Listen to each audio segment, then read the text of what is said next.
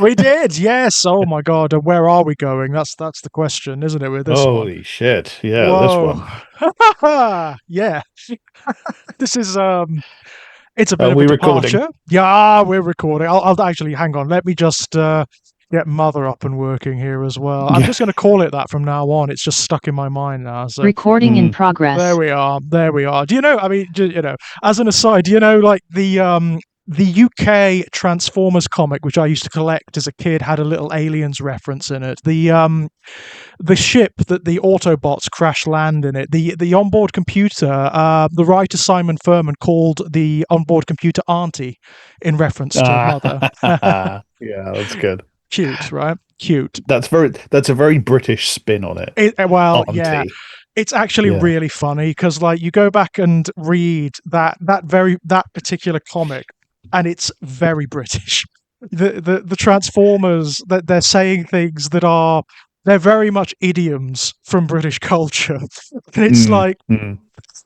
it's kind of amusing. It's kind of amusing, you know.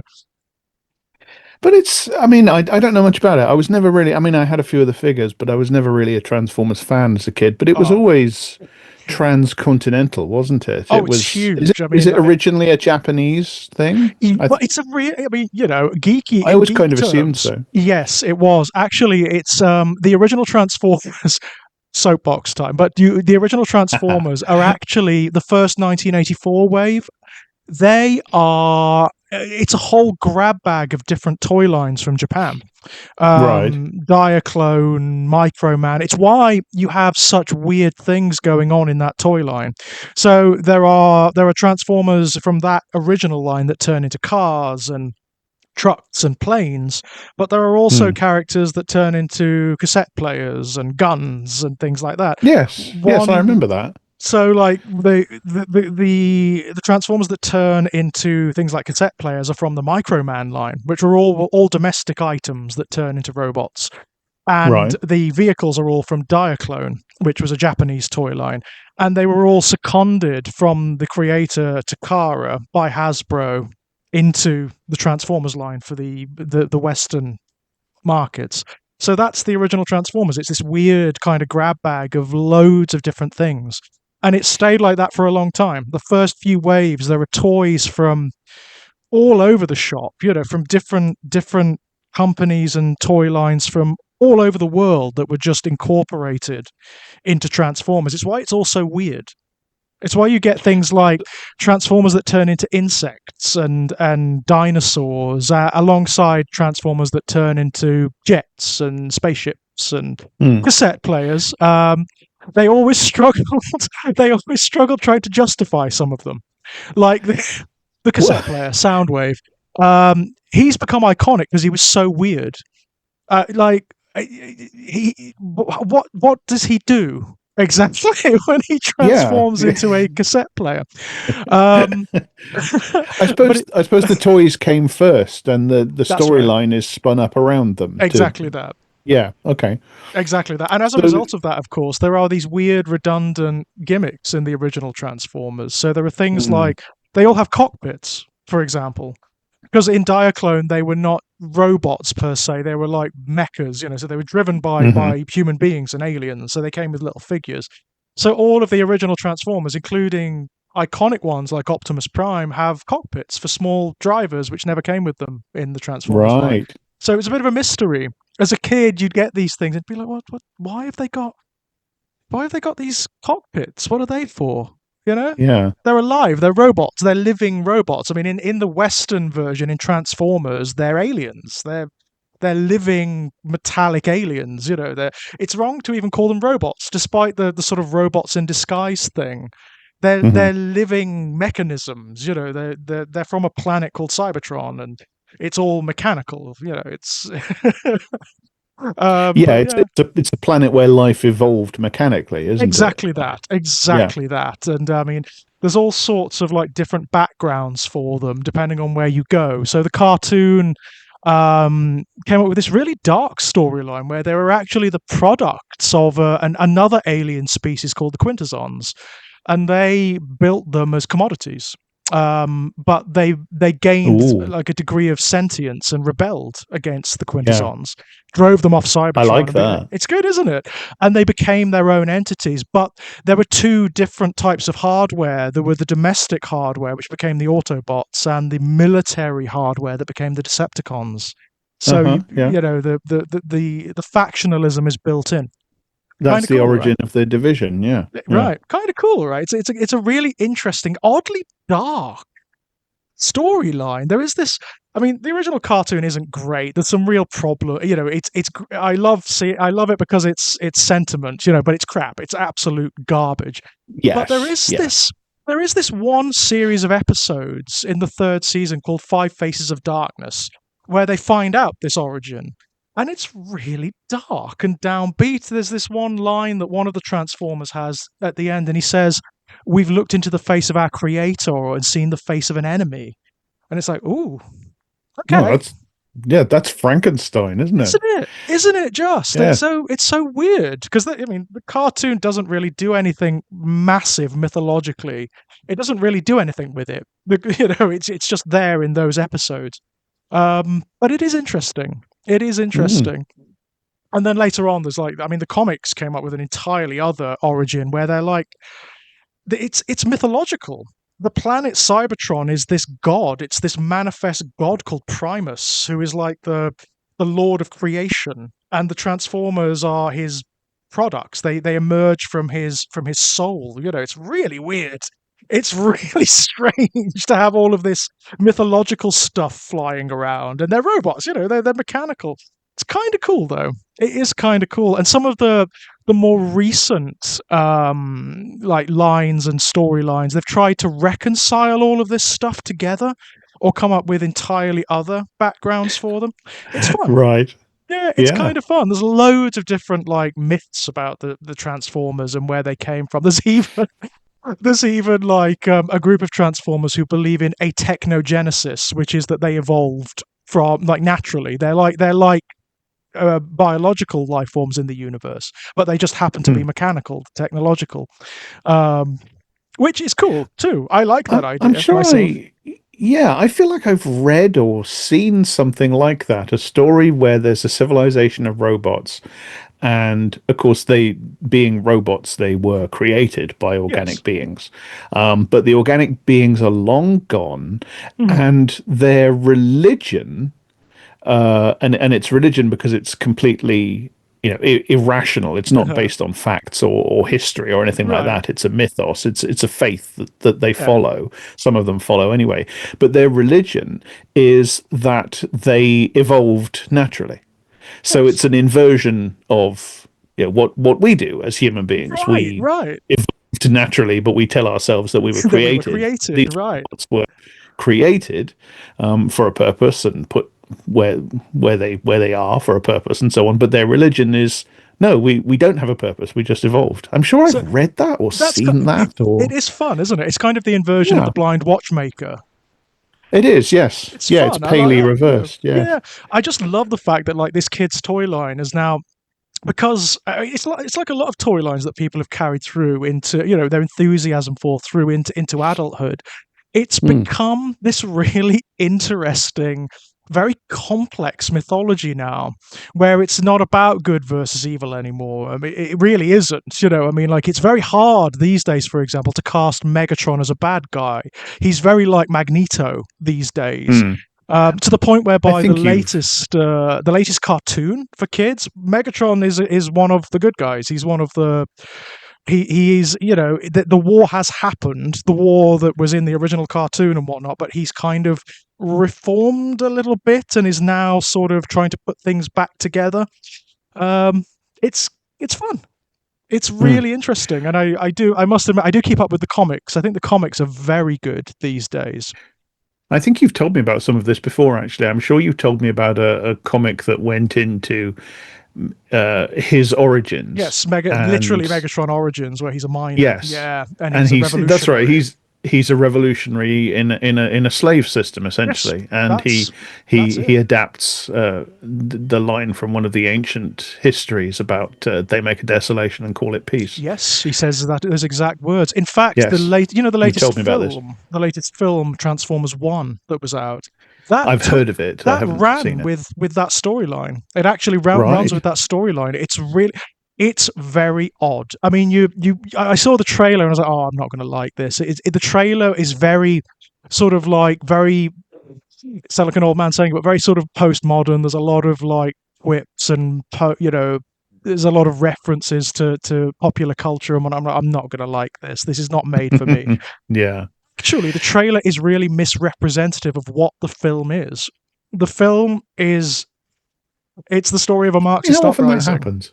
Yeah, yeah, It's yeah, a yeah. total Marxist uprising. It's Again, I think really you've told me this. Yeah, very it does make surprising. me curious. Yeah. It's not a bad film. I mean, considering it's aimed at a young audience as well, this is the kind of thing that I think young audiences should probably see. And by the end of it, I mean, like Megatron, the character that will become Megatron, because they don't even have names. The sort of slave caste are so oppressed; they don't even have names. They have Mm, references. mm. Um, he is about to kill the sort of lord, their oppressor, and Prime stops him. It's that kind of conflict. But by the end, just sort of like, don't let him fucking do it. Well, Let him do it. that's what happened in the Planet of the Apes Mm-hmm. movies remakes that they did recently. Mm-hmm. I wrote a whole essay about the second one back at the time when it came out because it's about the apes are now intelligent and they're Yes, living separately from humans in the post-apocalyptic situation, and you have the good one who is the mm-hmm. Andy Serkis one, obviously, Of course. Caesar, I think he's called, Yes. and he is the compromiser. He's the one who wants to make peace with the humans, Uh-huh. and you have the bad guy, the bad ape, Quote who is unquote. who's called Koba, which is a Yeah. reference to Stalin, I'm sure, because that was his Mm-hmm. nickname, Koba. Right.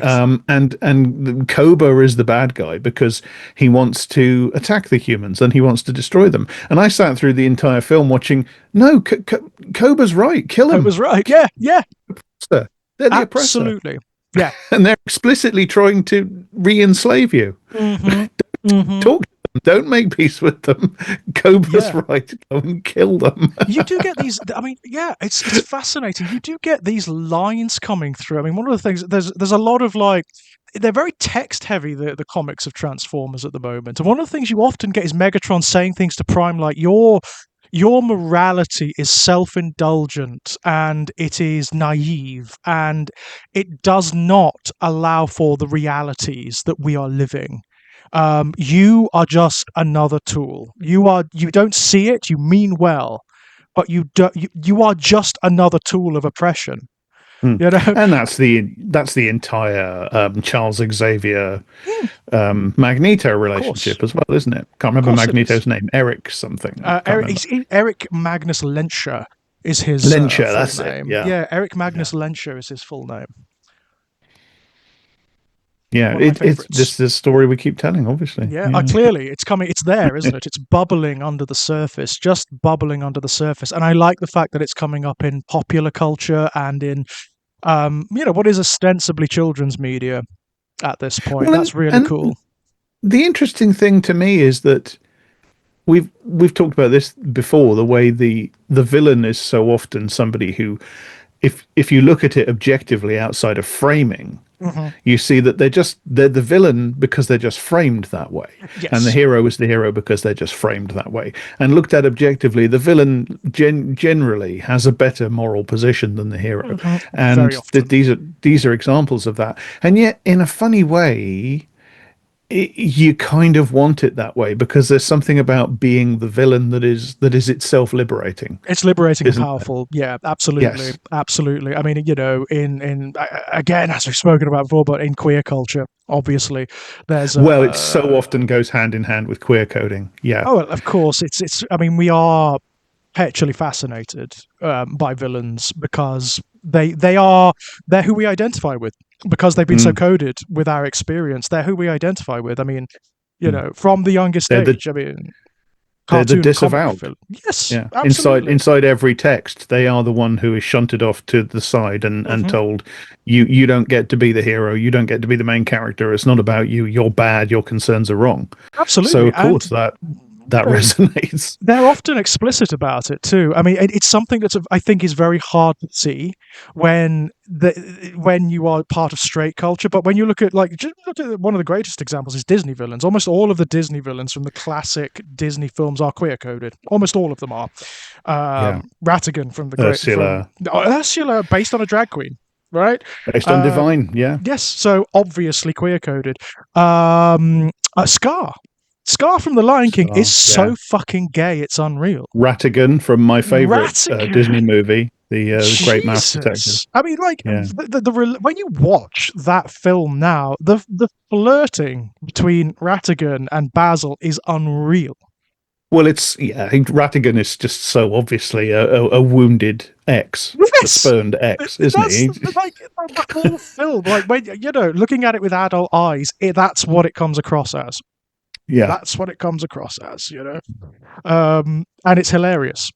I've got to say, I love it. Oh, I love it. I Played love by it. Vincent Yeah. Price, obviously. So Well, I mean that makes it obviously. yeah, clearly, and another queer icon, by the way. I mean, didn't his Yes, daughter release his journals not too long ago and revealed that he was actually actively bisexual? I believe so. Yeah, I think we talked Brilliant. about this when we talked about Mask of the Red Death. Yes, of course, of course. I Yeah. mean, amazing. Didn't he say? He says in his journal something like he just doesn't understand why you wouldn't love who you love. He just doesn't Yeah. understand why. Yes. Yes. It doesn't see, especially in show business. I mean, come on, for God's sake, it's Yeah. ridiculous, isn't it? You're surrounded by queer people all the time. Yeah, Of course you exactly. are. Yeah, it's like being you're just constantly at the buffet, and somebody's Yeah. saying, "Don't eat anything." Oh, It's don't. like, Yeah. And then you get okay, there's kind of terrible stories like Ian McKellen talks about meeting Derek Jacobi for the first time when they were both very hmm young and both very in the closet. Um, and he said, yeah, they were attracted to one another. They really were, but they didn't do anything about it because they were afraid. They were afraid of what would happen or of being outed or whatever. Well, Um, it could end your career in a yeah. split second, couldn't it? Well, I mean, You there are know. still actors now who are being told by their agents, particularly in Hollywood, "Oh, don't come out," and it's like, what the fuck? How utterly ridiculous! And you can see the ruin that it makes of certain people. I mean, the classics are the ones that kind of like everybody knows but nobody talks about. John Travolta, everybody fucking knows. Everybody fucking Yeah. knows. Everyone and their dog knows that he's gay. Okay, everyone knows. There are accounts from people who have escaped the Scientologist church who were his minders, and their job was to keep him away from men. It's like everybody fucking knows. Tom Cruise. It's like As if being a Scientologist wasn't hard enough already.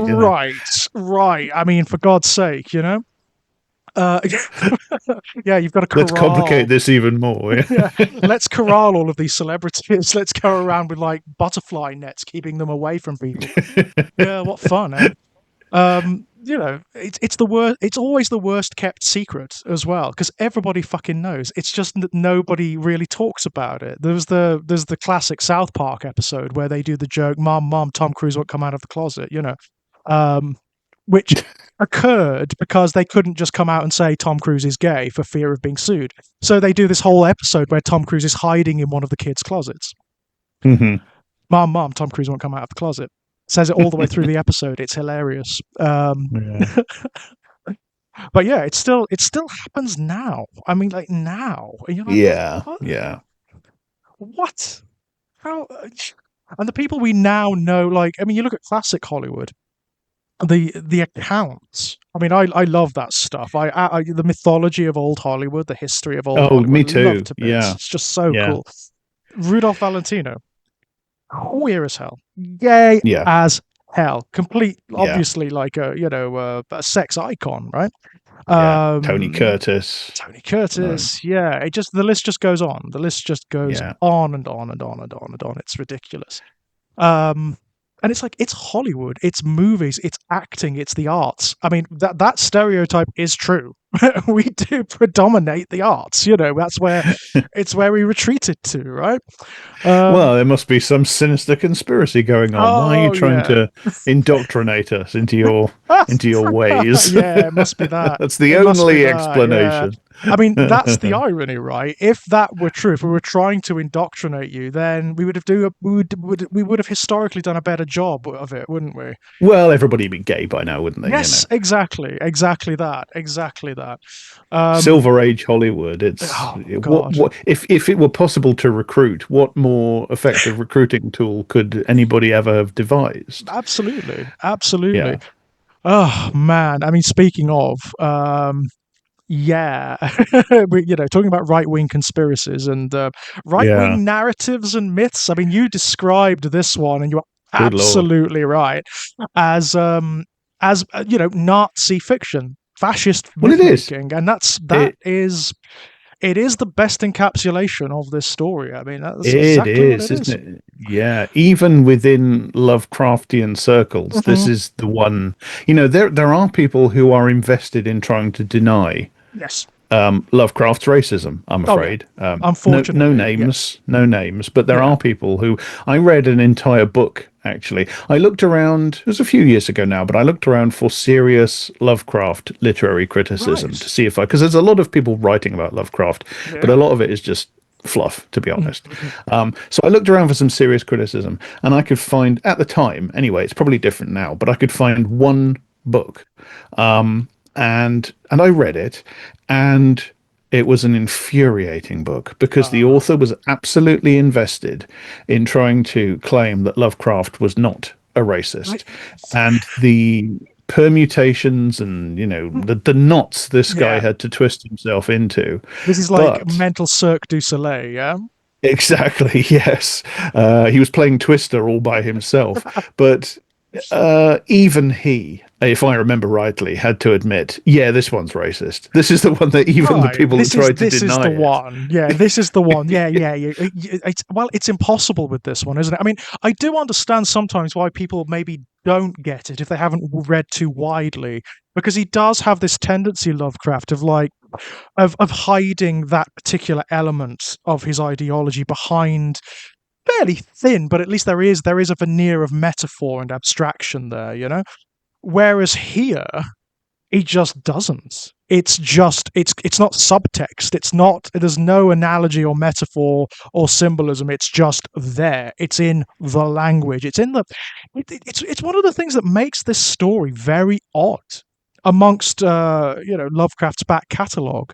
Because most of the time, even when he is being a right old racist, it's kind of in this very cold, analytical way, isn't it? And It's it's kind of recessed. subtextual, isn't it? Yes, A lot yes, of the it's time. it's primarily subtext. So it's the case that he talks about like the miscegenation of the great old ones and alien things producing monstrosities, and what he's actually alluding to is like mixing of cultures and races and whatnot. That's what he's Just alluding to. But he does it, race mixing generally, yes, yeah. and he does it symbolically primarily. Here, no, it's No, this not. is just, yeah. It's just It's it's just on it's the page. it's oddly, I mean, it's oddly passionate and emotive, this story. He doesn't do this very Well, often. But it's no, frothing at times. It's like actually frothing at the bit at times. you're getting at so many things that I want to talk about. I think that there are two tracks to Lovecraft's racism. Track one is, as you say, the metaphorical thing where it's, the people of Innsmouth Mhm. interbred with the fish people. Yes. And then, that's subtextual. We, Yeah. we're not actually talking about black people and white people interbreeding. We're talking about it subtextually. We're talking about it Mhm. at one remove through metaphor, right? Yeah. Then you got track two in Lovecraft's racism, which is also that they often coexist. They're in the same Mm. story. For instance, in Shadow over Innsmouth, track two is there as well because Oh yeah. it's explicitly South Sea Islanders where this springs from. That's where Captain, whatever his name is, picks up this infection of the blood, this habit, Mm, this tendency, this contract, whatever you want to call it, because yeah, it's kind of contract, business deal, addiction, and all at once. infection. Yeah, Yeah, it is explicit. You know, there's a bit in that story where they start talking about racial prejudice being justified because look oh at them, yeah. they're weird. Oh But yeah, it's all, he that's slips sometimes, doesn't he? He slips sometimes when he's trying to sort of code that yeah. particular element of his ideology. Sometimes it just comes through. I think Call of Cthulhu is another great example because Call Mm. of Cthulhu, of course, has all sorts of subtextual stuff in it about race, Oh, but it also just has the outright racism of the mm. stuff about degenerate Eskimo cults and Yeah, degenerate cults of people in, black people in Florida and yep, stuff like that. yeah. It's on both tracks in that one. So this one, Is one track, isn't it? It's track number two. This is this just is ma- like this, yeah, this is mainly just track two. it's But it quite incredible actually. I mean it's very difficult to read this story, particularly from like a 2026 perspective, particularly from a progressive oh, leftist bits perspective of and it not are just react, you horrible. know? Yeah, Yeah, they are. He bits of it are froths. I mean, viscerally he offensive. They it are. it scans like a temper tantrum. It scans like someone. It's. I mean, this is like him reacting to having to move to New York, isn't it? With his Literally, wife. yes, That's what this is. It's that's him right. suddenly being dragged out of Providence, where he only had to bother with seeing white people, and suddenly he's surrounded by. I mean, this is 1920s New York as well, right? So it is a this. It's a booming mass of subcultures at this point. It's incredible. Well, and particularly that neighborhood. You know, there's Yeah, a reason that he writes about Red Hook in this absolutely. connection. Absolutely. I mean, I, Um, I also love the fact that, you called it like fascist myth making, and that's exactly what it is. It's, I mean, myth to the nth degree in the sense that he doesn't really have any understanding of these cultures because he doesn't care to. no, He's never actually no, walked there. He's never actually I doubt Lovecraft ever spoke to anyone who wasn't white. no. And Well, he's in. according to Sonia, according to her direct Mm, account of this, they would go out because they lived in this area or yeah. near this area. They would walk out into the streets of Brooklyn, Hmm. and it was a multiracial area. Of It course was it an was. integrated multiracial area. And according to her, he would see people of different races Uh-huh. standing next to each other or Yeah. talking to each other or holding hands or, God knows what horrors, Yeah. or talking in foreign languages. Existing. Yeah. And he would just lose his shit. Yeah. She actually said, he just flew into a rage. It It's just infuriated honestly. him so much to see. He could not handle it. It was Yeah. visceral, racist disgust and terror. Yeah. And that's Um, here, isn't it? It's in this story. The way he it's on casts the the page. various, yeah, it's so on the page.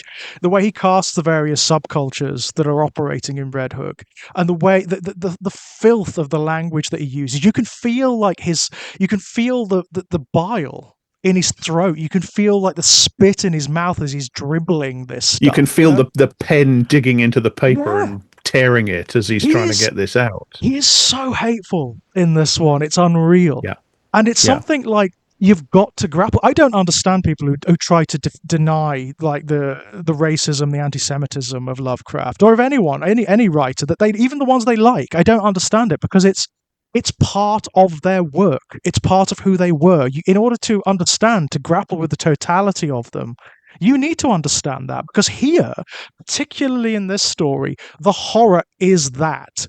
It is the existence of different types of people in New York and in Red Hook. That's the horror. That's what he's getting at. That's where all the really passionate horror comes through. And all of the supernatural stuff, which, by the way, some of it's great. Some of it's really good in this story. It's kind of by the by. Well, this is the other thing you've been saying that I really want to get to, which is that this one has sections of it anyway have so much power. Oh, sections of it are That great. Yeah, that there is one paragraph very near the end Mm. where he descends into again with Oh, Lovecraft these impossible subterranean spaces that he finds oh, when Malone through slips secret through. tunnels. Yeah, Oh, it's again, this mad. happens. this happens over and over again in Lovecraft. Rats in Mhm. the walls, Yeah, over and over again.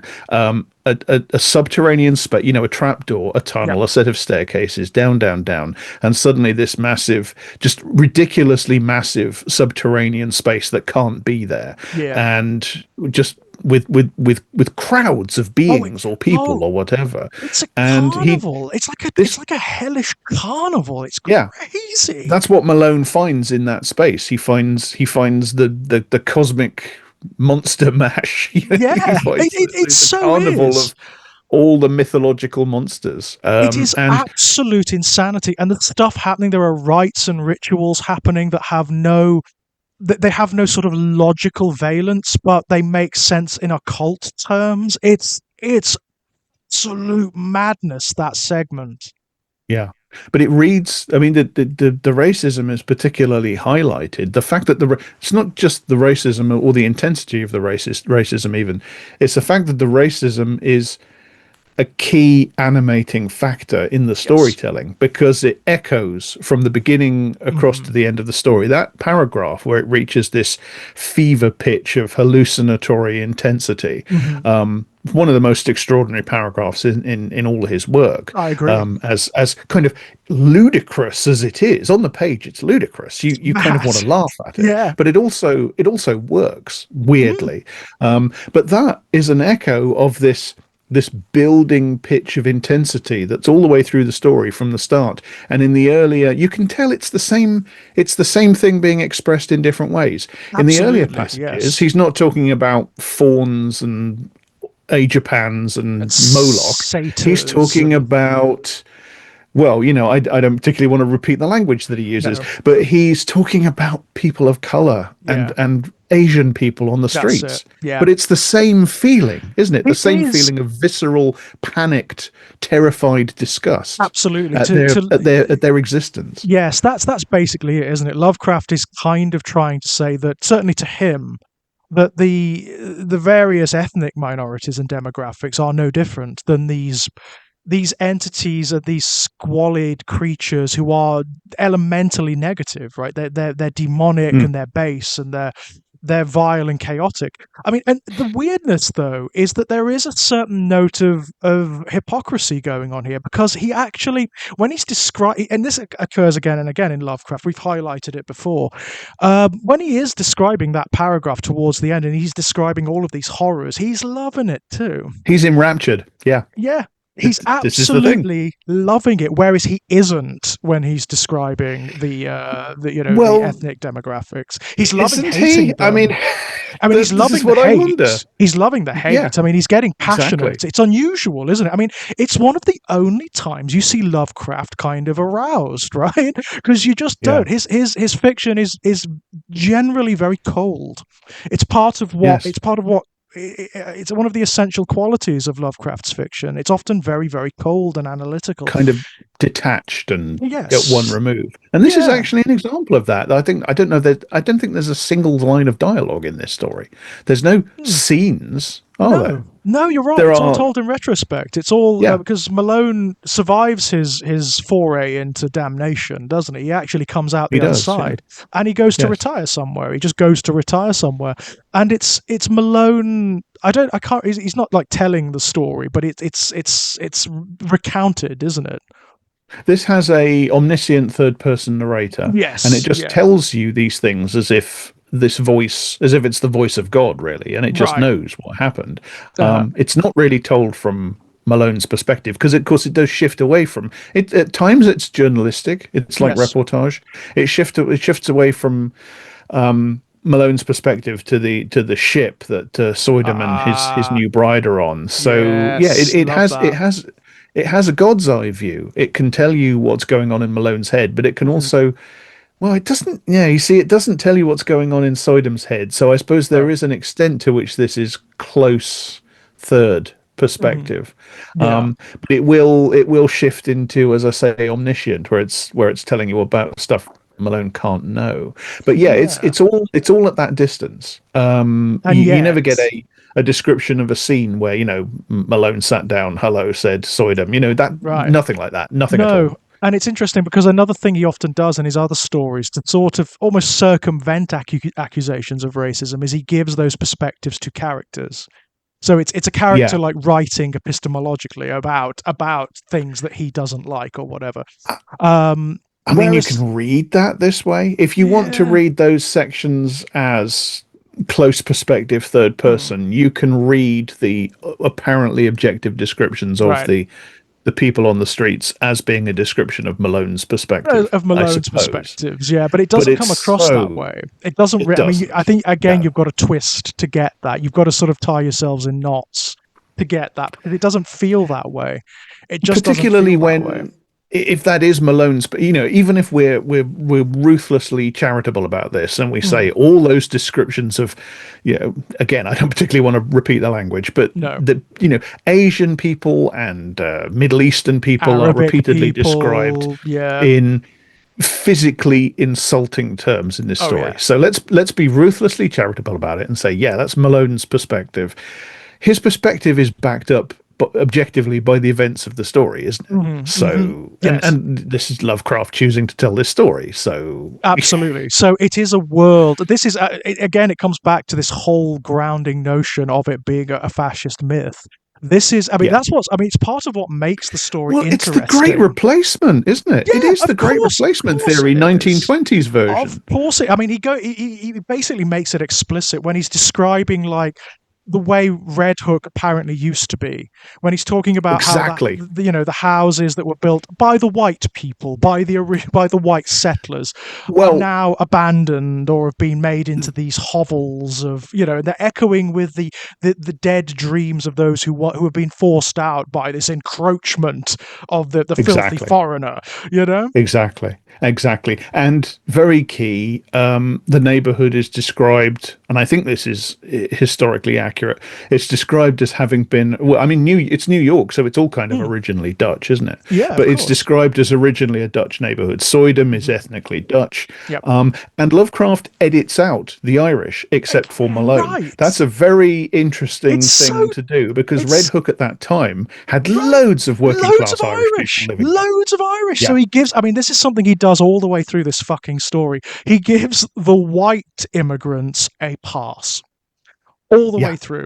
All the way through. There's that whole segment where, like, of course, because this being fascist fiction, there is this whole sub narrative of children going missing, and it's all white Exactly. children Yeah. who go missing. It's all here, isn't it? It's It's all all here. here, isn't it? It's all here. They're replacing us. They're coming Yeah, for they're our children. The stealing our immigrants are children and doing. grooming our children. Yeah. It's all there, These and there's same sick, twisted mm, fantasies that still animate these people now. right, even It's right all now, yeah, here. it's all here, and that's, I mean, oddly, it's part of what makes this story interesting because as a fascist myth, which is not something I'm given to reading really, it does give some insight into how these people think and how they see the world and how Yeah. fucking scared they are about things they make up in their own fucking heads because But this is all also, garbage. absolutely. But also to go back to an earlier point, how much they enjoy their symptoms. Oh They yes. love this. Yeah. They love being this afraid. They love being this Mm. disgusted. They love being this filled with hate. I've read Mein Kampf. Huge stretches of Mein Kampf are just incredibly boring, right? Yeah. When he's talking about imperial politics or Mhm. the policies of the Social Democratic Party, or when he's talking about art and things like that, Yeah. it's just deadly fucking boring because the guy could Mm. not write an interesting sentence to save his life. But when you get him onto things that he's really into, like Mhm. how terrible Jewish people are, Right. or how terrible prostitutes are, and how terrible it is that they give people syphilis, the Mhm. writing, I mean, it's not good writing, but it takes off. It suddenly Right. becomes really intense and invested. Yeah, isn't And that he's fascinating? he's right, he's enjoying Yeah, himself. it really is strange, isn't it? This is the one time you will see Lovecraft basically priapic, right? He Mm, he's loving the hate. It's a hate wank, isn't it? That's kind of what it that's is, you it. know? He Absolutely. is expurgating here and he's loving it. It's a hate orgasm. It's Yeah. really and it is kind of shuddering on that level. Like reading it for the first time, it kind of it does shock you, and it is very difficult not to just react to the story, which is perfectly valid, by the way. It's absolutely perfectly valid. This is a hateful story. It's a pretty vile story on many levels, and but also it's other things as well. On top of that, I mean, as you say, the supernatural stuff I think is fucking spectacular at times. Fucking Well, spectacular, that's a really interesting angle to dig into because this is a isn't it? completely non-Lovecraft mythos It's story. one of the other ways this story is so weird in Yeah. Lovecraft's milieu, because like it must be, I may be wrong, but it must be the only one that it refer the supernatural stuff is not part of any one of his mythic cycles. It's not part of the Cthulhu mythos. It's not part of any of the others. He refers to sort of actually historically existing mythologies and traditions. He refers to Kabbalism. He refers to Jewish mysticism, which I love, by the way. Jewish mysticism is awesome. It's great. It's Yeah. really good fun. Yeah. He refers to, and he does that very interesting thing that people of his ilk always do, where he just mixes and matches and just throws them all together in a blender. So sometimes you've got the Jewish mysticism conflated with Arabic mysticism and with Islamic mysticism and with like West African mysticism. It's all just there. And that is it's odd for Lovecraft. It's really bizarre. Well, yeah, I mean, there are, I think, some early stories Hmm. which don't contain anything that we would recognize as the Cthulhu mythos or Yeah. the Lovecraft mythos. But they're early stories, they're early Yeah. attempts. They're things like the case of Sir Arthur Jermyn and Hmm. things like that, with which I feel like this has some similarities actually. Right. But yeah, for a sort of quote unquote mature Lovecraft story, it's Mm. yeah, I think it's unique in that there's no appearance of Azathoth Nope. or Yog-Sothoth or anything like that. No. The In plateau fact, of he Leng isn't mentioned or anything. no. It's all quote unquote real mythology. Right. What he seems to have done It's is he seems to have ransacked the Encyclopedia Britannica yes. for occultism and Yeah. mythology. That's what it feels Um, like. That is so what it feels like, because he makes reference to all sorts of things. He talks about the Kabbalistic tree of life at one point. He makes reference to the Sephiroth, to Lilith. Uh, Well, Lilith is key. Lilith is yes. absolutely key, I think, um, because I mean that thing at the end, the Mm. thing that's the naked Oh, wow. phosphorescent tittering thing that he describes, Yeah. that is, I think that's meant to be Lilith. Yes, I think so. And The mother of demons, right? So that kind of makes sense. wow, Lilith is one of the oldest mythological figures in existence. Yes, Lilith too. She, Yeah. I mean, this is. You remember when we talked about Exorcist 3, we talked about Mm. Pazuzu. Yes. Um, and in his original form as a Mesopotamian demon, but they didn't mean by demon Yes. or what we mean, they meant something like spirit. Hmm. And he's somebody that you evoke or invoke, I should say, Hmm. as protection against this other entity, similar entity called Lamashtu, which predates upon children, which causes Yes. crib death, which causes miscarriages and things like that. Lamashtu is part of the line of evolution that turns into Lilith. That turns into Lilith when Lamashtu she. is an early form of. I mean, Yeah. this is all. I'm not an expert, and this is Hmm. all contested, and it's all Yeah. uncertain because we're talking about mythology Like from ancient thousands mythology. and Yeah. thousands of years ago, and this is just we do it now with Transformers. We did it then with Hmm. these things. We just do this. We just make these Yes. stories up. But yeah, Lilith, in one form or another, she predates all the Abrahamic religions, which then Yes. incorporate her. There's that.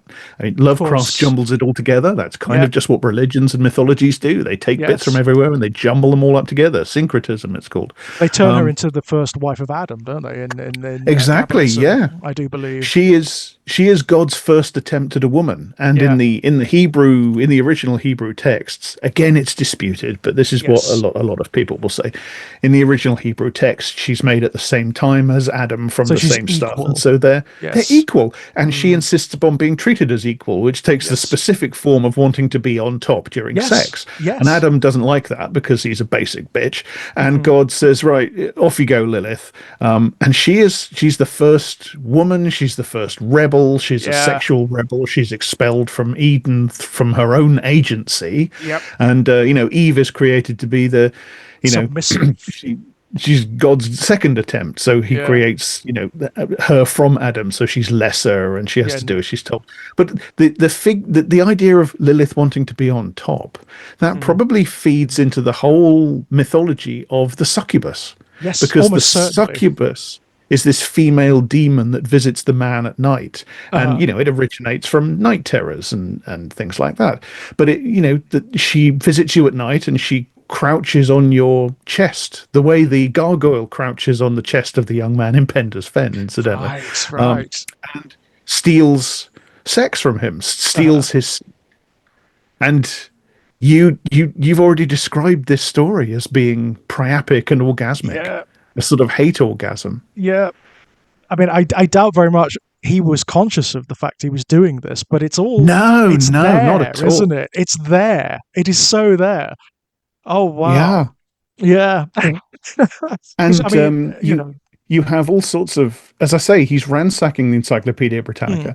The He's probably reading the version of the Encyclopedia Britannica where all this stuff about occultism and mythology is written by Margaret Murray, who yes, of wrote the course. book that he mentions in this story, Hmm. The Witch Cult in Western Europe, which is the Yeah. work of pseudo anthropology that posits that the witches were real, and well, Hmm. at least they actually thought they were witches, and they were practicing a form of belief that was descended from all these ancient occult practices from the ancient world. Right. Right. So yeah, it's he's deriving his quote unquote understanding of this stuff from people who probably would have aligned with his perspectives on many, many, many things, right?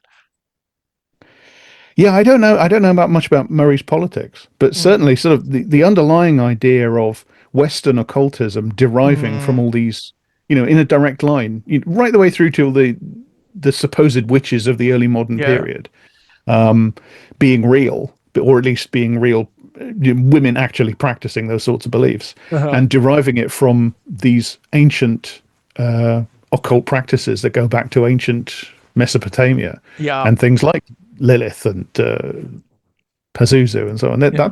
That was her thesis. That's the Yeah. book. I mean, Debunked immediately, but loads of people believed it. Lovecraft obviously believed it. yes, absolutely. I mean, his evocation of Jewish mysticism as well is obviously a notch of anti-Semitism too, Oh, which absolutely. Yeah. which becomes bizarre again, given his wife, who he would have been living with at the time.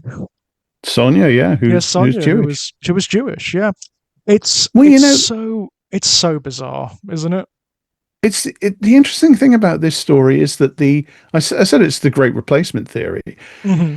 The Great Replacement theory is an anti-Semitic conspiracy theory. Of course it is. Yes, as they This often are, right? I mean, they usually are, yeah, because the Jewish people have this terrible misfortune of sort of being in this unique historical position where they're just for one reason or another they're just uniquely usable by people that Yes. want to use them, to make up these sorts of stories. Hmm. But basically, if you're a racist, you want to believe that the non-white people are threatening to overpower Western civilization. But how can they be doing that? They're Hmm. inferior. Right. There must Right. be somebody making them do it or Yes, telling them what to do. helping them, supporting Yeah, them, funding them. running them. Yeah, and it must be clever people. It must be people who are kind Mm. of almost as good as us. So they Yeah, must be right. white. But it's not us doing it, so it must be people who are sort of white and not white simultaneously. Yeah, Now, where right. looks around, looks around. Oh, hang on, it's this terrible Here's this misfortune that they, handy dandy demographic, right? yeah, yeah, they kind, Jewish people through no fault of their own, kind of just slot beautifully into the Hmm. the scheme that racists need to make these Yeah. conspiracy theories work. But that it's not what's happening in this story, is it? In this story, the guy it is a white guy running it all, Hmm. but Hmm. it's this Soydom guy Yeah. who is He's definitely not Jewish. He's of Dutch He's ancestry. no, he's Dutch, and white. I mean, he is very, very white by all accounts. Yes. Well, the Dutch were the main people behind the international slave trade Hmm. for hundreds of years. But he's interesting because he has slipped, hasn't he? He started to interact with these cultures and he's become infected by them. You He's know, kind of gone that's the native. thing. He's gone Yeah. native, right? So there's almost this note that somehow Sidon has been corrupted by them, um, by his Well, interactions. last time when we talked about on this series anyway, when we talked about a thing on the doorstep, Mhm. I remember saying that there's a funny way in which that story is kind of a companion piece to The Great Gatsby, with Mm. touching on similar concerns. There's a funny way in which you can look on this one as a companion piece to Joseph Conrad's Heart of Heart of Darkness, Darkness, yeah. which is also this sort of feverish, visionary, Hmm. ultra racist story with loads of similar imagery about race and Yeah. waterways and things like that. And it's also got this central figure right at the core of it, up at the top of the river, Mr. Kurtz, Yes, who of is. course. It's been a while, but he might actually be Dutch in the story. I can't remember. Hmm. But certainly, there's lots of talk about Dutch people in that story because the Dutch East India Company and Yeah, slave yeah. trade and Africa and he's kind of doing the same thing that Soydam is doing. He's gone into the world of them, capital T Them, them, yes, and of course and it's cautionary, isn't it? It's ultimately fabulistic. He's wagging his finger saying, "Oh, stay out of that darkness, stay out of that area where they are. Don't listen yes, to their ideas. Don't take part in their rituals or their culture because it will infect you." I mean, it basically hollows out Sidon, doesn't it? yeah, and yet he's also apparently running it again. Yeah, That's it's odd, you. isn't it? It's very It strange. needs to be. It needs to be both for the racist conspiracy For it theory to to work, work, doesn't it? right? So he's Because got to be both superior and a victim. He's got to be both yes, master exactly. and victim at the same time. Which, of course, I mean Yes. that's a macrocosm of what you see throughout right wing rhetoric, isn't it? It's always Well, it's always the case that their scapegoats de jure are filthy and degenerate and inferior and stupid, but also somehow they're also powerful enough to take over society and to pollute, and to exactly. infect it. It's It's like what? Well, pick one. You in know. fascism. Umberto Eco talks about the constant shifting of rhetorical focus, Mhm. whereby the chosen enemy can be both, inferior and degenerate, Yes. and monstrously threatening and powerful, Hmm. weak and powerful, inferior and superior all at once. Yeah. That's Yeah. central to these sorts of racist fantasies. It absolutely is, and Here it's it is again. amazing. It's absolutely amazing the degree to which those who promote them can't see it. Sometimes it is Oh yeah, conscious. Don't get me yeah. wrong. Sometimes it's absolutely conscious when it's the grifters and the talking heads and whatnot. It's absolutely conscious, but often it isn't. They don't realize they're doing it. They don't realize that duality exists in their own minds. It's just part of it's part of the mechanism. It's Yeah, invisible. I think they let themselves be as conscious of what they're doing as they need to be at any given Mhm. time in order to do it efficiently, don't Yeah. they? Yeah. Uh, Yeah. this is why I love what Orwell writes about in 1984, the concept of doublethink, because Yes, of that's all. course. I think that gets at something so key to how these sorts of systems, the hierarchical and oppressive and mental enslavement systems, Mhm. it gets at something so key at how they work because Yeah. the people, and it's probably, you can probably apply this to cults and all Oh, sorts of, undoubtedly. where the people in them need to be both aware and unaware of what they're doing simultaneously. They Oh, need to yeah. they need to lie and believe their lies, but at the same time know that they're lying. And the way you do it is by making the lying into this praiseworthy act of devotion, of Yes. orthodoxy, Right, right. It's, I, I mean, I the absolutely cause agree. is so righteous and I'm so devoted Yes. to it that I can lie for it, and that makes me a good That's person it. because That it's so makes me righteous. Yeah, right. There's a greater good at work, yeah, right? I'm lying yes, for Christ or for truth or for whoever or whatever power you happen to believe in, yeah, and that makes it yeah, good. Even when those figures and those powers explicitly admonish you for lying or falsehood or whatever. yeah, absolutely. But the thing is, Soydom is running a human trafficking operation, Hmm. Hmm. essentially. Yeah. He's see, and as I say, it's kind of the great replacement theory, the 1920s version. He's bringing in these quote unquote degenerate elements Mm-hmm. to poison the society, to rot Yes. it from the inside.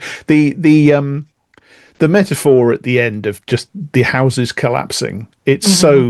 it's so clear what's being said. Literally the fabric of the society is being rotted away Is from being the rotted away inside. from And within. Yeah, absolutely. yes, That's it, it's not subtle in this it's one. not. It's definitely not subtle. No, It but is not he subtle.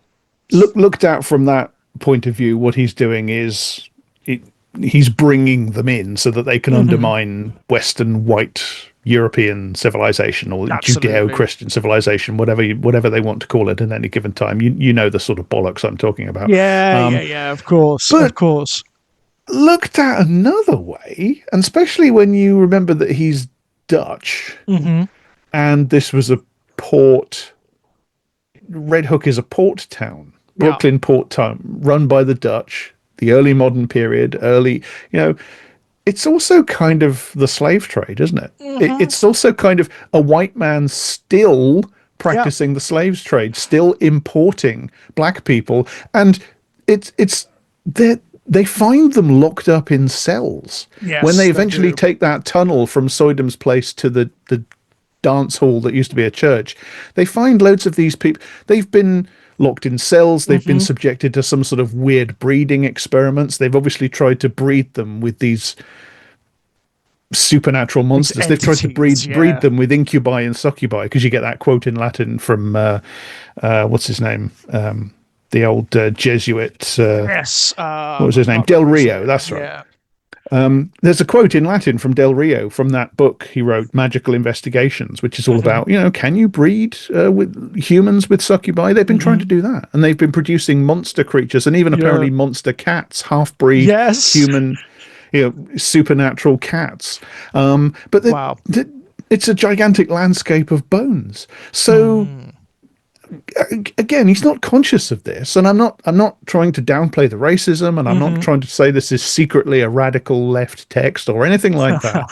But if you dig into it a little bit, you can read it as here's a white man, Dutchman, free trade, slavery, New York turns Yeah. out to be built.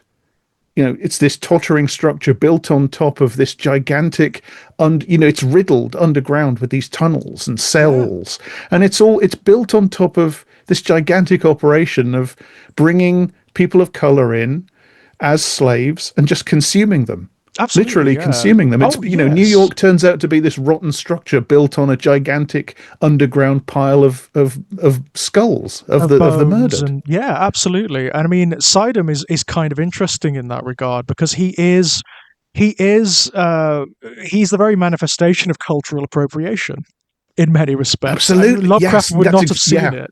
Lovecraft wouldn't have No. seen it that way, but that's what's happening, right? Yes, He's absolutely. using. I mean, his whole thing is immortality, isn't it? That's what it seems to be. He's trying to become immortal, right?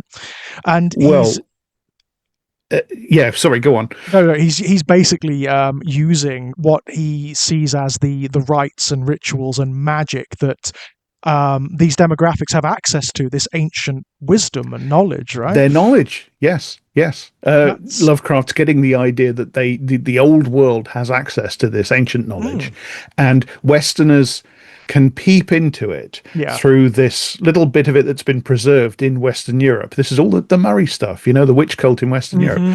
And Soydom has decided, I can exploit this. And you get a reference in the story to the Faustus legend. Yes, So, and yes. then Soidum is this unkempt, fat, elderly, sick old man who Comical suddenly figure. starts Absolutely yeah, comical comical, figure when he first appears. And sick.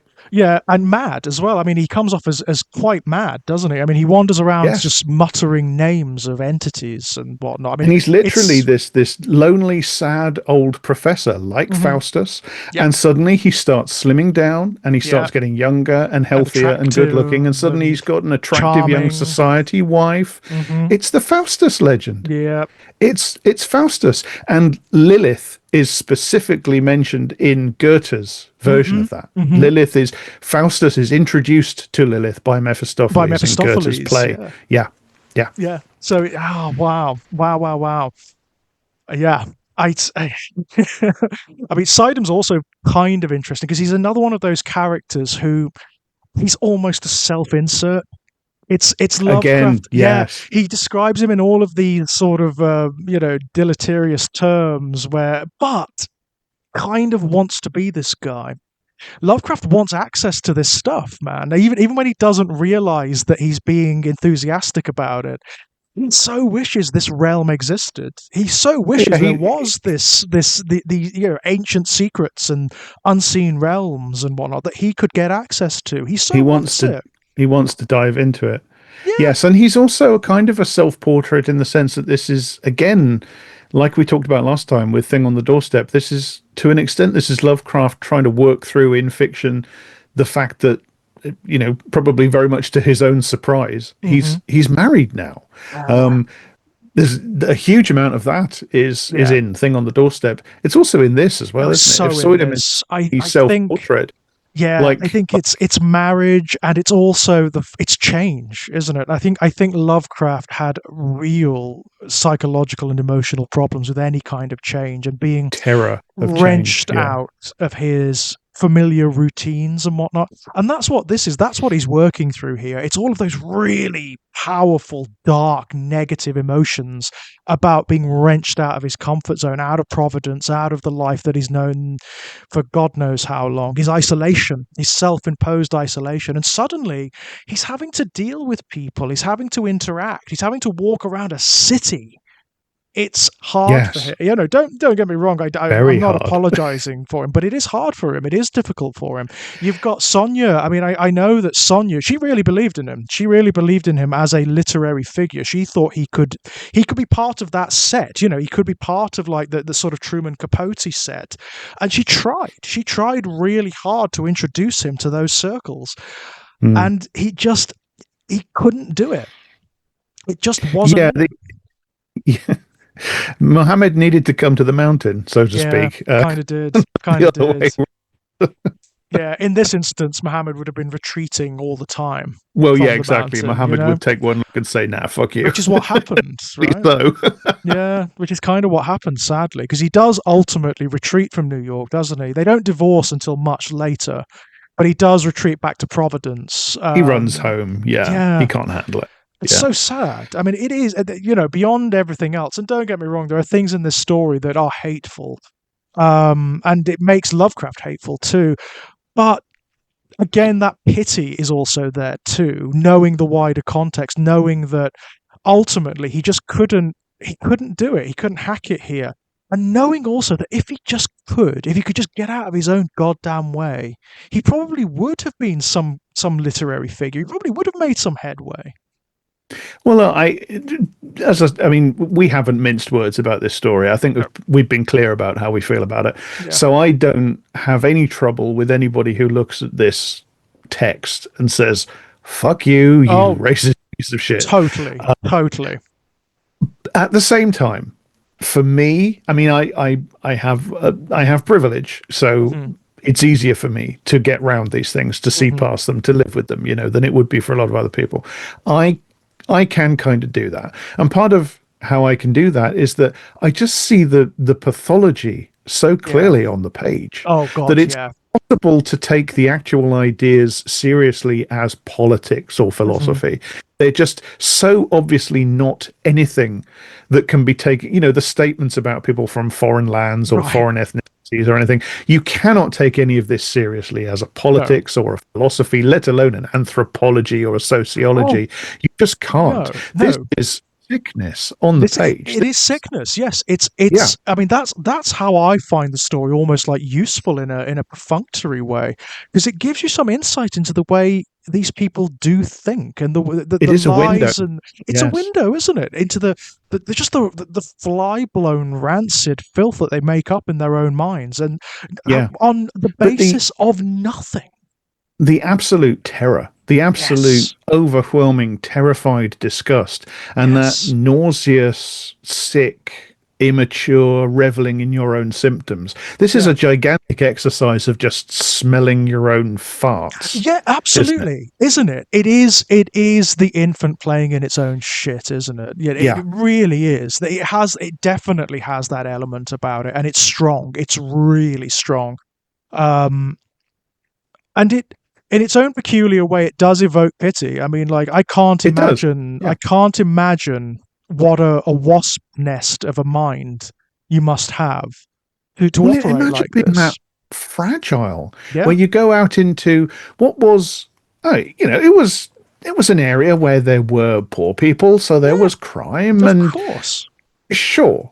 And I dare say there was racist friction and so on. But from totally. what I can tell, it was actually quite a successfully integrated multiracial working Hmm. class neighborhood. You had Yes. people of all sorts of different cultures and ethnicities and religions and colors Mhm. rubbing along okay most of the time. And of course, the irony is that it later got destroyed. Mhm. Everything good and bad about it was later destroyed by Robert fucking Moses, the power broker Yeah. himself, because Yes. he comes along and as anybody that knows about this knows that he did this with so much of New York out of this sort of venomous, tyrannical, megalomaniacal, racist again pathology of Mhm. his. He destroys this neighborhood. He splits Yeah. it in two. As he did with so many places, he drove motorways through it and Yeah. overpasses and God, and he just smashes up this difficult, tense but interesting and vibrant and contradictory integrated whole. He smashes it Mhm. up, effectively sort of color segregates it Yeah. through urban planning, you Yeah. know. So he's Lovecraft did no damage to Red Hook at all with this story. No. He did no damage to anybody but himself. Well, at the Robert, time, I mean, this is always it's damage anachronistic, done. you know. Yeah, yeah, It, but you know, it's all the sadder because you can see artistry in oh, here it's I being mean, kind of that's sat on by the racism, can't you? yes, that's one of the most annoying things, one of the most frustrating things about this story. As Lovecraft stories go, this is one of the better written ones by a significant margin. It hurtles along. It's got real emotion and energy underneath it, which a lot of Lovecraft stories don't. And some of the images I actually love, like the the mingling of these narrow red brick streets with occultism and supernatural horror. Love it. Love it. I think that's amazing. There's something about these horrors existing in this area, in this environment, this urban environment that is so fascinating. It's so interesting and evocative. Love that. When he does the supernatural stuff in this story, it's brilliant. It's so well written. It just hurtles along. There's so much going on. The imagination that's on display is crazy. It's Yeah. so. I Well, mean, when he lets it go, it's great. the engagement with the mythological symbolism. Hmm. Just one detail, which is that the they turn up in this underground cavern and they bring the bottles of blood. They've Hmm. harvested the blood from Sidam's Sidom's wife. bride. Yeah. That something has come and killed something. Because side quest here. You were just Mm. talking about something you liked about the writing. One of the things I love about the writing is the way the underlying plot is never fully in focus.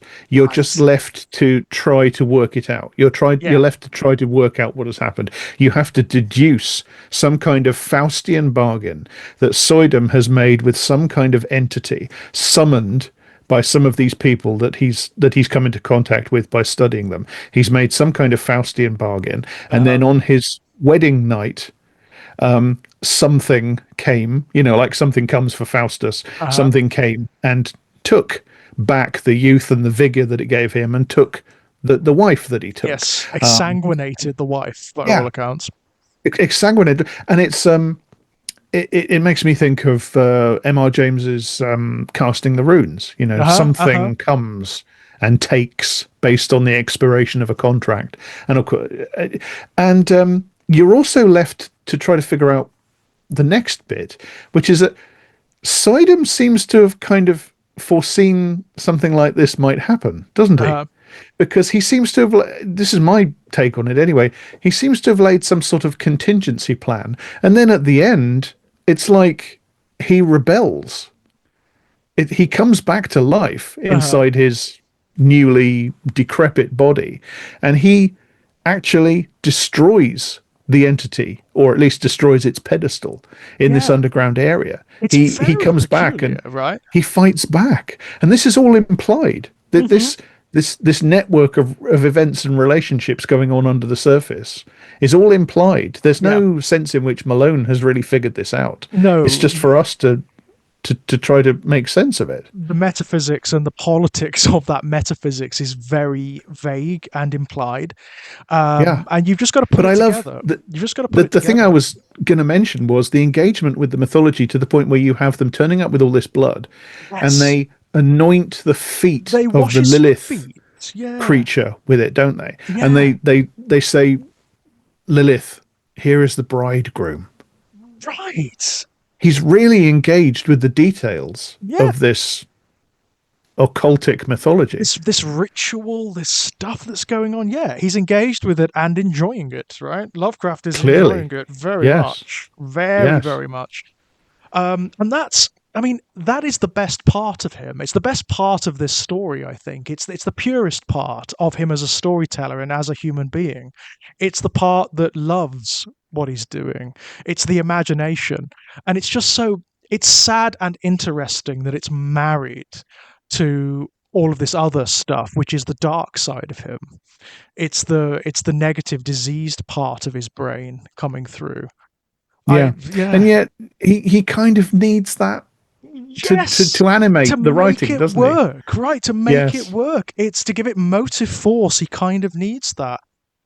As I And say, it's that deep sort of pathological terror and sickness mm, at difference, at change that yeah, gives this its feverish hallucinatory power, isn't and it's it? it's appeal. Yeah, absolutely. It's part of its strange appeal. I mean, and even even your our own reactions as readers are part of that, right? To the hideous language that he uses, to the vile ideas that he's got. It it lends this story emotive power that Mm. makes it very, very interesting. Um, In a and as way, it's a kind of horror writing, that kind yeah, of overt, degrading, mm, contemptuous racism. It works as a kind of horror writing. yeah, it kind of does. It kind of does because it is so passionate. It's so evocative. When you're in the moment, when you are reading it, you can feel it. It's all, Mm. it's so that's what makes it kind of repulsive and why you sort of draw back from it. There are certain images and combinations of language in this story that made me just sort of like, recoil. Especially on a sort of personal level. I mean, obviously, I think of my niece. My niece is mixed race. Um, she is white and Black Caribbean. So obviously, I have this kind of like visceral reaction to this kind of thing these days. Yeah, Um, yeah. but it's Well, I, yeah. you know, I worry that people listening to this episode might misconstrue me. Mm, The feelings of anybody that could be hurt by this are 1,000 times more important than any oh, sort of literary value this has to yeah. me. Absolutely, yes. I mean, anyone who comes to this story and says, fuck this guy, fuck his entire milieu, fuck everything. It's like, yeah, I, Yes. I totally Totally get agree. it. Yes. I Yes. totally get it. Having read this story, yeah, absolutely get it. Because there's no getting away from it. There is absolutely no denying it. Anyone who tries to is a bit suspect, insofar as I'm concerned, is a little bit Yes. suspect. Yes. Um, but I am also glad that it is included in these collections of his work. I've got to say, I am glad it's included, particularly because it is revelatory in that regard. It tells you something about him as a man, as a writer, as an imaginer, for better and for worse, mostly for worse. Yes, and I think it just these sorts of texts, like Heart of Darkness, is another Mm, example of this. Um, they do tell you something about just how we have this tendency, don't we, to talk about racism and other forms of bigotry and prejudice as if they're unfortunate side effects mm, or just these sorts of optional extras that yes. we all, most of us agree that we shouldn't have it, but there are a few of us that insist upon dragging it along. But we could just Hmm. sort of, it's sort of stuck to the side of our world, our Hmm. civilization, our society. And if we all got to the point where 100% of us agreed, we could just cut it off and let it Which, go and it would disappear. I mean, It's not like that. it's It not is not like like that. that. It No. is built into it is integral to every part Hmm. of our civilization. Racism, because imperialism and slavery and genocide and colonialism and they are all They're they part of are our all built. histories, right? They are They're, part of our histories, and we yeah, our can't world is escape made out them. of them. Yeah, Yeah, you can't decide to put them away. You yeah. can't decide to put them down. They are always going to be there. That's just the way it is. The trick, obviously, is acknowledging that. And And stories like this really make it very clear that yeah, the danger is that you then sort of look at the story like mm, this or whatever and say, well, this do the thing that we were talking about Lovecraft, a certain type of Lovecraft fan doing mm, right the way back when we started talking, which is to yeah, say, well, that's the racist one. So just yeah. don't read that one. Is Yes, it? yeah. No, But it's no, like, no, no, no, no, no, no. no, it's This everywhere. I mean, like the entire mythology is made out of anti-Semitism and racism and whatnot. It's just there. It just is. There's and nothing you misogyny and and yeah, misogyny and homophobia and all this stuff. It's all there. It's all there. Any kind of like deviance from a a historical prescribed norm of humanity. That's what the horror is for Lovecraft. Um, and it's there. It's just there. And also on the other side, that doesn't mean you can't appreciate the stories either. That's the other thing, right? It's not either or. yeah, absolutely, yeah, It's not either or. In fact, the all these elements, without those, that's the irony, right? That's the without all of those elements swirling around, without those terrors and disgusts, then his work probably wouldn't be what it is. yeah. That's kind of the irony of it all. That's exactly the irony of it. Yes, I And there agree. is Yeah. there is appeal. There is appeal to be found in that, right? And it's don't get me wrong, it's not simple, it's thorny and it's problematic. And I'm sure I would come to this story on another day and just like fuck this, and yeah, I just have a very very powerful reaction to it. Um, but and that's why I'm glad actually that it took us a while to get to it, because I I think you need to let this one settle for a bit. Yes, I in retro, to go a little bit behind the scenes for a Mm, moment for the listeners, we tried to record this several times mhm. over the last couple of weeks now, I think, and we kept on, mainly my fault, but we kept on having one thing or another Yeah, get in the way, and we weren't able to do it. So it's been a couple of weeks now that we've been sitting on this one before we've been able to get to definitely. this recording, and I agree. I'm glad that I had some time to let this one percolate, because yeah, it's not as it's not like it's really not like any of the others, is it? It's It's totally different. I mean, like very it requiring of assimilating. You it really do need to really, chew on this yeah, one, and absolutely, yeah. And you need to sort of work through your own emotions with regards to it. I Yes. mean, if we had done this when we planned to do it, this would have been a totally different conversation, I think.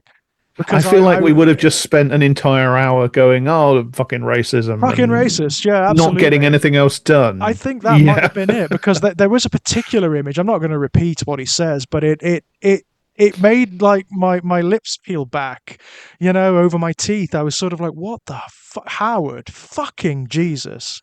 You know? Well, for me, it's the bit where you get to, little blonde children are being Oh, abducted, and he there's actually one. says, doesn't he, like blue-eyed blonde children? Yes, And it's like, Aryans. Essentially, you might as well fuck's just say sake. Aryans. Just say it. Yeah, Um, just say it, yeah, Lovecraft. And then on top yeah, of that, you get like the Norwegian contingent of Red Hook setting up yes. essentially a lynch mob, right? Essentially, a vigilance committee come sort Yes. of torch wielding mob from a Frankenstein movie. It's Yeah, but in Lovecraft's terms, they're completely justified and heroic in doing so, right? exactly. It's like, And wow. they're even described, and this is sort of the key phrase for me when it comes to my distaste for this story. They're Mhm. even described as sturdy He Vikings, does this aren't they? all the way through. He does this all the way through. He attributes physical attributes that are they are which he does the it's what J.K. Rowling does in her books. Funnily enough, physical Absolutely. Yeah. attributes become indicative of one's moral character. Basically, it's why Yes. Sidum is the way he is. Malone he describes as the sensitive Celt at one point. Yes. Yeah. Ethnicity is destiny in this. Yeah, Nationality ethnicity or is ethnicity is destiny. just, And it's not yes. even, I mean, like as it always is. It's not even real ethnicity. It's these exaggerated stereotypes and archetypes of ethnicity. So when he talks about some of it, he stops short of saying black, which surprises me. But he talks about like the sin pitted faces peering from behind windows and stuff like that, and you're like, Yes. oh my Yes. So god. that, yeah, again, without wanting to repeat any of it, there Some are of that. I mean, some, that's one of the tamer ones, by the way. that's one of the tamer That's ones. Yeah, yeah. exactly. There are But no, some where the bit where they're talking about the little Aryan darlings mhm, being disappeared, and yes, the people of the neighborhood become restive. You are basically, love Howard, you are mm, giving us a positive depiction of what is essentially a lynch mob, a a lynch racist mob, lynch a mob. racist And lynch mob. Yeah. given that it is, this is the 1920s or 30s, whatever it is, and Mm, you're going out of your way to talk about them being blonde Vikings, you're essentially putting a positive spin on the brown shirts or the it's SS at this Nazism. point, Yeah, aren't you? it's Yeah. Nazism. It's Nazism. Like you said, like Yes. you coined the term. It's a Nazist fable, isn't it? It's a Nazist myth. Yes. Um, It's and a Nazi wet dream. it really is. It really is. And I know he was taken to task for this even at the time, because of course, people forget 1920s America was so fucking liberal, it's unreal. So fucking progressive. It was insane. It was a time when I mean, don't get me wrong, all of these things were there racism, homophobia, misogyny, the lot. But there was these burgeoning subcultures, particularly in places like New York, where it was really bohemian, particularly amongst artistic and poetic circles. Absolutely. Yeah. I Um, mean, I Sonia talked moved in in those talked in circles. absolutely. Yeah. No, I've talked in other podcasts about the original Nosferatu movie, Mm, and Murnau was an out gay man. you're He right. was just out. And James Whale, who made the first Of Frankenstein movies, he was course. basically out as well. He was You an could out do gay that guy. then. Yeah. Yeah, Yeah. you People forget. in that sphere at that Yeah. time, you could be an out gay guy. Hmm. Um, People and of forget. course, 1920s Germany was a revolutionary stroke post-revolutionary society. Hmm. It was a society that was still in some ways in the process of a revolution because it Yeah. was a revolution that unseated the Kaiser and brought Hmm. about the end of the First World War. And you have on a couple of occasions a very near miss with socialist revolutions in Yeah. Germany. And this is and it doesn't quite go there, but it leads to this incredible, Weimar society, for all its many flaws, it had Hmm. this amazing flowering in research and freedom of sexuality. And, Yeah. famously these days, Magnus Hirschfeld and the Institute of Sexology, you have Hmm. pioneering studies into sex and homosexuality and trans people and things like Yeah. that. And this is Things like this, to one degree or another, are happening in so many places all across the world, which is why in the late 20s through into the 1930s, you get the massive counter Yes. revolution or The counter lashback. reaction that is fascism and the Yeah. KKK and all this. It's Yeah. why it happened. Yeah. It's It what was a this massive story is, counter isn't revolution. it? It's kind of what It's this story exactly is that. in Yes, microcosm, yeah? exactly. Yes. Wow. Wow, wow, wow. I mean, And that I think is the value of looking at it now, despite all the it's racism. yes, that is the value of looking at it, and it's and again, like, it is that kind of thing where I would not say it's required reading or anything like that. Anyone who can't stomach this stuff, totally get it, totally Yeah. get it. But the Yeah. value of it as a window into what these people are thinking, and I mean, the weird thing is, it's so contrary to the reality as well. Because I mean, Lovecraft was living there, so he, on some level, he must have known that what he was writing was bullshit. Yes, absolutely. Yeah. But he's writing what he feels, isn't he? Yes, not Um, what's real, not what's actually there, yes, but he feels it as a reality, doesn't it? Because exactly. you can tell. I mean, you can tell from, just the language that he uses and how removed this is from his body of works. By the by, I was reading this in that lovely collection my friends got me for Christmas, which subdivides and categorizes all of Lovecraft's stories into different books. Uh-huh. And this, I mean, I think it's a mistake myself, but this is it's in the Call of Cthulhu and Other Stories book because they didn't know where to put it. Yeah. Yeah, Yeah, no, it doesn't belong in there. doesn't belong there. There should have been It's a difficult. miscellaneous book. Yeah, it is difficult to know where to put it. Yeah, because it doesn't Because it's belong not early anywhere. work, Nope. but it doesn't fit into any of the other groupings, does Nope, it? it really doesn't. It's an outlier. It is very strange. It's even an outlier at this time because he was. I mean, it's fairly well known that he did as he started to soften at some point, and his writing became more ambiguous and marginally less racist than it used to be. So this is an outlier in that regard as well. I It's think it's you can even sort of look upon this as like the high point of that version of Lovecraft. mhm, This is the crest of the wave of yeah. hysterical racist Lovecraft. Mhm, And it's probably too schematic, but there's a sense in which after this, the wave does start to roll back a bit. yeah. And he starts being less like this. Maybe he needed to get this out of his To system, purge, yeah, to get it out. Yeah, Yeah. to purge it, yeah. Uh, Wow. Wow, and what a purge it is. I mean, bloody hell. It's the kind of thing that could have ended a literary career.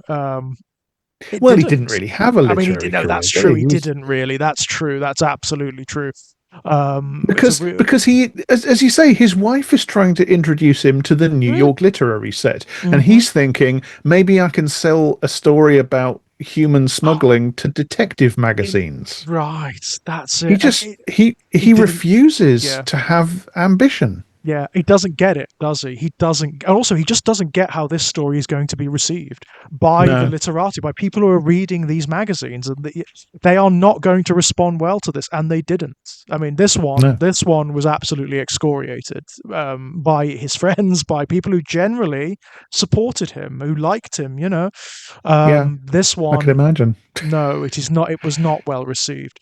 And yeah, I mean, I can't remember who it was. Someone who was quite close to Lovecraft said Nazism is not a good basis for a horror story.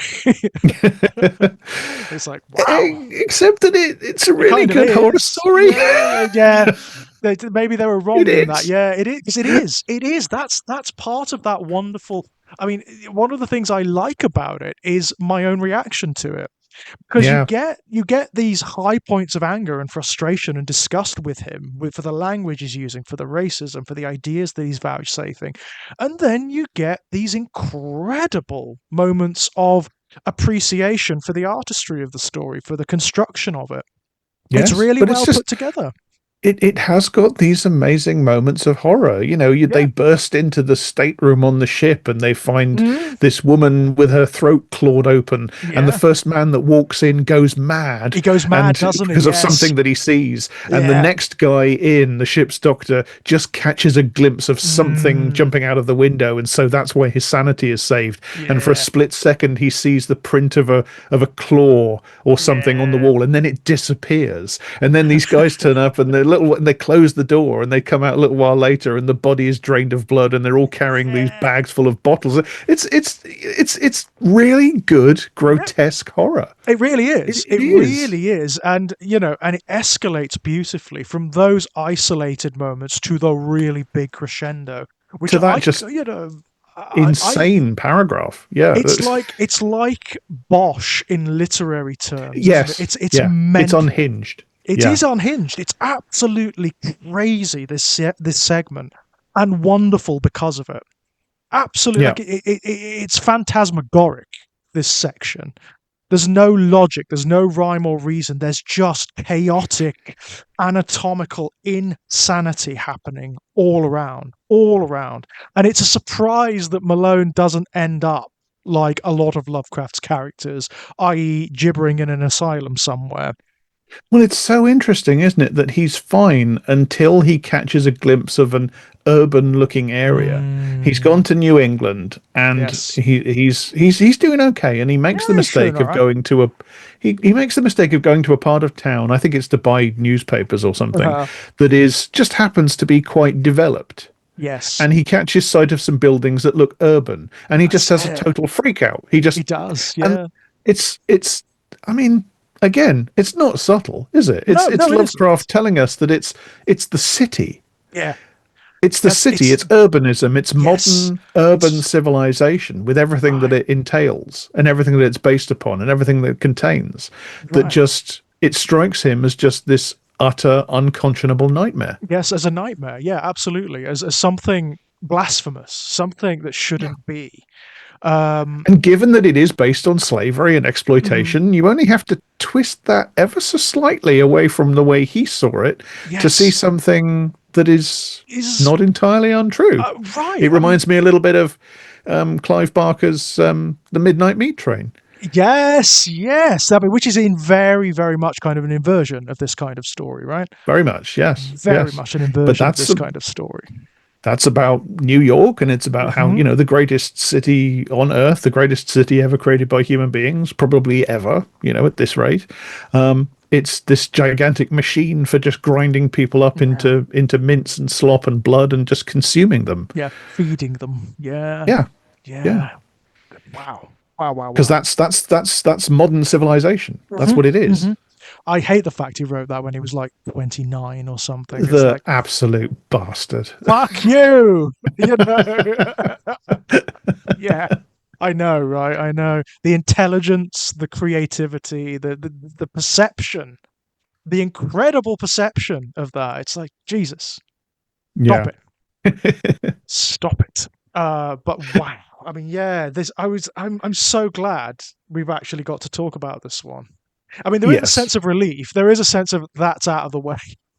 Yeah, it's a bit like bursting a particularly large Kind of spot, isn't it? It's is, like, kind good, of I can is. put that one to I mean, bed. like we said, it is everywhere in Lovecraft, but I don't think it's ever as overt as it is in this one.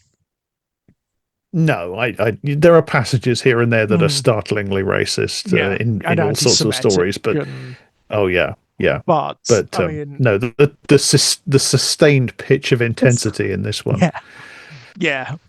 It can be a bit of a chore, can't it?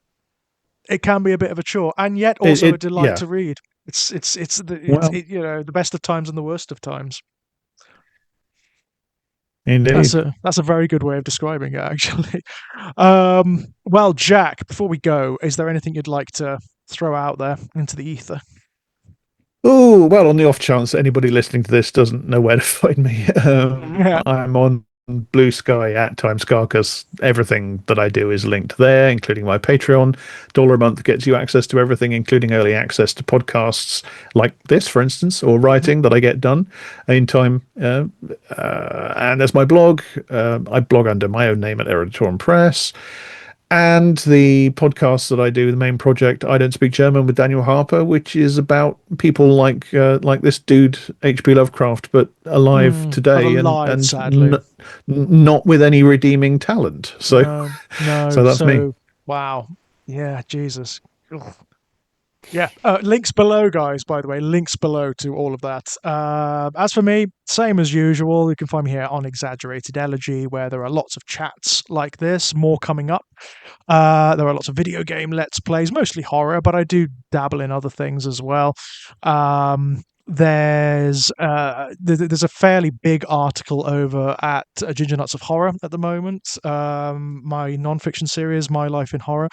I did Frankenstein, kind of with a twist, I suppose, an unusual take on the story, but one which I find to be fundamental, and I'm surprised people keep missing it.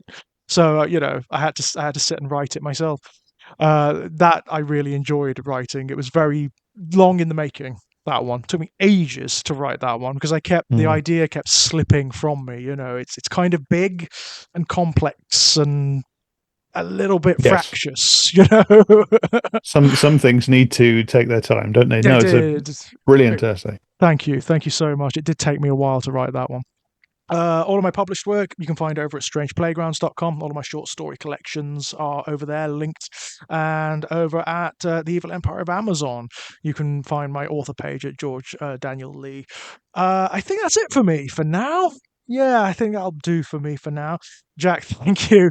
Thank you for talking to me about this one. I know Oh, I my imagine there's going to pleasure. be, there's probably a lot of people who wouldn't want to talk to me about this one Well, for it's various been reasons. it's always a pleasure, and this has Yeah. been, despite the fact that the story is problematic, Yeah, to use that's that overworked phrase. that's Problematic to say the yeah, least. that's incredibly polite.